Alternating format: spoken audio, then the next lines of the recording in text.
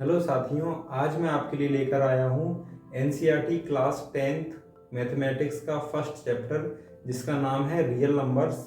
इस चैप्टर का एक जो सबसे फर्स्ट टॉपिक है, जो इम्पोर्टेंट टॉपिक है, वो है यूक्लिड्स डिवीजन लेमा। ये टॉपिक थोड़ा सा टफ है क्योंकि एक तो इसे फर्स्ट चैप्टर में रख दिया है। जो ये टॉपिक है फर्स्ट चैप्टर एक्चुअली थोड़ा सा एज कम्पेयर टू और चैप्टर्स के थोड़ा हार्ड है, इसीलिए शुरुआत में बच्चों का थोड़ा मोरल डगमगा जाता है। लेकिन डरने की कोई बात नहीं है, मैथमेटिक्स बहुत आसान है क्लास 10th का, और मैं इसे बहुत सिंपल लैंग्वेज में आपको समझाऊंगा तो समझ में आ जाएगा। चलिए शुरू करते हैं। Euclid's division lemma. अगर हमारे पास कोई भी दो नंबर है सिंपल ए और बी, जिसमें ए जो है वो बी से बड़ा है, A is greater than B, तो यूक्लिड डिवीजन लेमा के अकॉर्डिंग हम ए को रिप्रेजेंट कर सकते हैं A equal to B Q plus R, जहाँ क्यू और आर जो दो इंटीजर्स होंगे और आर की वैल्यू जो होगी वो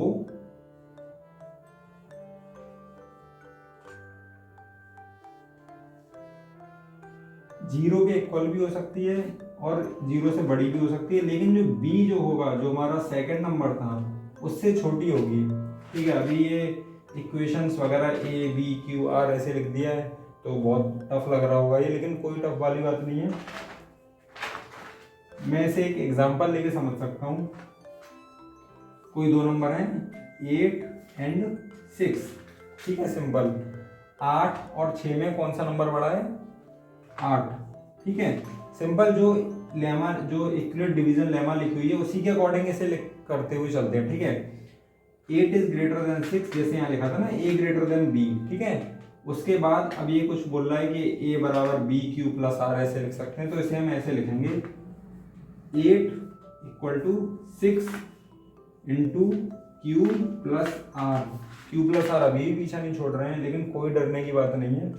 ये क्यू प्लस आर जो है जो बच्चे थोड़े से शार्प होंगे मैथ में, उन्हें तो अभी इतनी देर में समझ में आ गया होगा कि ये कुछ नहीं है, डिवीजन को ही बस लिख दिया है। और जिन बच्चों को भी डर लग रहा है उनके लिए बता दूं, सिंपल 6 का डिवाइड देंगे 8 में, 6 का भाग देंगे 8 में, 6 कम 6, और जो शेष बचेगा, जैसे रिमाइंडर कहते हैं, वो बचेगा 2।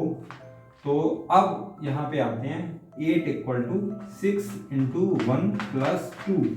ठीक है ना। अब एक और एग्जांपल लेते हैं 15 एंड 6। 15 और 6 में कौन बड़ा है? 15 सबको पता है, तो 15 ग्रेटर देन 6। ठीक है, ए ग्रेटर देन बी। उसके बाद हमें इस ए को, मतलब जो बड़ा वाला नंबर था 15 को, हमें 6 के ऐसे फॉर्म में लिखना है जो इस तरीके की इक्वेशन बन जाए। इस तरीके की इक्वेशन, कोई टेंशन वाली बात नहीं है, पहला दिन है, पहला टॉपिक है, कोई डरने की बिल्कुल बात नहीं है।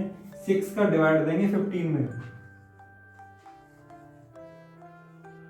6 कम 6, 6 दूनी 12, 6 ती 18, 3 बार ज्यादा जा रहा है। मैं सिंपल डिवाइड भी बता दे रहा हूँ, 6 दूनी 12, कितना बचा? 3। तो 15 को हम कैसे लिखेंगे अब आप लोग देख सकते हैं। 15 इक्वल टू 6 इंटू 2, 6 दूनी 12, 12 तक का तो काम यही निपट गया। कितना बचा? 3, वो हो जाएगा रिमाइंडर 3।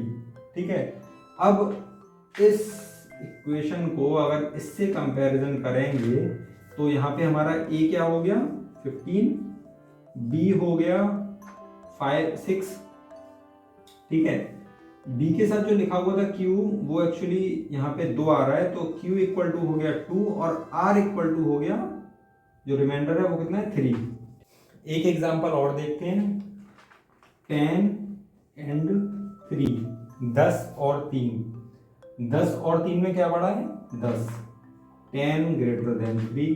तो अब हमें 10 को 3 के ऐसे पार्ट्स में डिवाइड करके लिखना है जो a बराबर बी क्यू प्लस आर इस इक्वेशन में, मतलब इस तरीके के समीकरण में वो दिखने लगे। तो हम सिंपल लिख सकते हैं, कोई कैलकुलेशन करने की जरूरत नहीं है। 10 इक्वल टू 3 इंटू 3, 3 3 9, कितना बचा? 1। तो यहाँ r इक्वल टू हो गया 1। अच्छा, अब मैं इक्वेशन पे आता हूँ, और क्योंकि अब थोड़ा सा कॉन्फिडेंस आ गया होगा कि यार कुछ नहीं है, तो बस डिवाइड वाली चीज है। r इक्वल टू 1 है। अब मैं इस पे आ जाता हूँ, ठीक है। ए बी कोई भी दो नंबर जो 10 और 3 थे।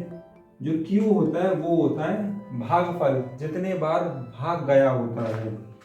3 का 3, 3 के 9, 1, ठीक है। बस ऐसे करके देख लेते हैं। तो जो q है वो होता है जितने बार भाग गया है, और जो r है वो है शेषफल। अब आपको समझ में आ गया होगा कि मैंने ये इतनी बड़ी जो कठिन सी चीज लिखी थी वो क्या लिखी थी। जो शेषफल होता है वो 0 के इक्वल हो सकता है, हाँ होता है ना। जैसे 4 में डिवाइड देंगे 2 का, जब कंप्लीटली कोई भी भाग पूरा चला जाता है तो वहां 0 आ जाता है। और b मतलब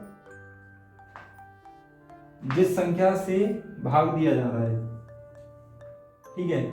इससे तो शेषफल हमेशा छोटा ही आएगा ना। यहाँ पे आप सपोज करो 1 and 2 भी आ सकता है, 2 आ सकता है, बट 3 नहीं आ सकता, क्योंकि अगर 3 आ रहा होता तो वो भागफल में यहाँ पे ऐड ऑन हो जाता। अभी आपको नहीं समझ रहा हूँ, मैं समझाता हूँ अच्छे से। अगर यहाँ पे 8 होता तो 3 दूनी 6, 2, लेकिन यहाँ अगर हमें 3 लाना है तो हमें यहाँ पे 9 करना पड़ेगा। अगर यहाँ 9 होता, 3 का भाग देंगे 9 में, 3 3 9, तो भागफल 0 आ जाएगा, ठीक है।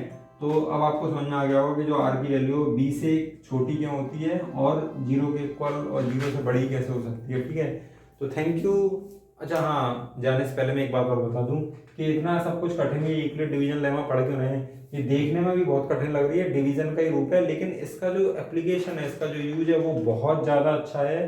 कोई भी बड़ा नंबर होता है, जो बड़े बड़े नंबर होते हैं जैसे 2 4 6 3 0 एंड 9 3 4 0, अगर इनका HCF निकालना हो तो कुछ स्टेप्स में ही इस डिवीजन लेमा को फॉलो करके इनका HCF निकल सकता है।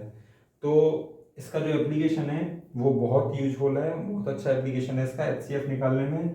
और भी आगे इसके काफ़ी एप्लीकेशन हम पढ़ेंगे। तो आज के लिए थैंक यू।